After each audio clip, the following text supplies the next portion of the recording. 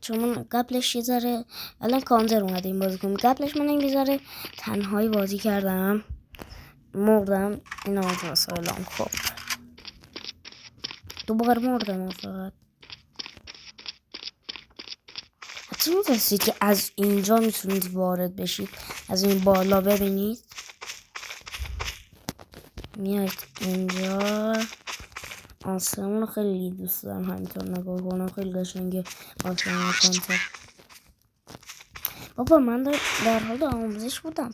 خب از من سلام. یکی بکشیم این امتیاز یه ذره بره بالا دیگه. 5-3 به نفع ما. من 3 بار مردم. وای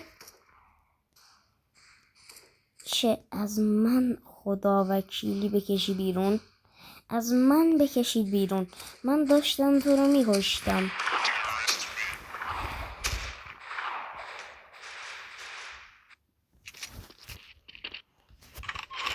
سریع اسلحه‌مو بردارم.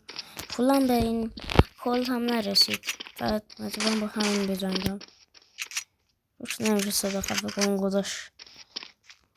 این چی؟ نه اینم نمیشه. من بیام کنم. من پول بگیرم دیگه به هر حال.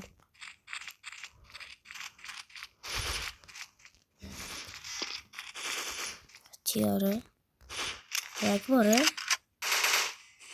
ولی من مسئله خودم میخوام. بچه لایک و سابسکرایب فراموش نشه. خداحافظ.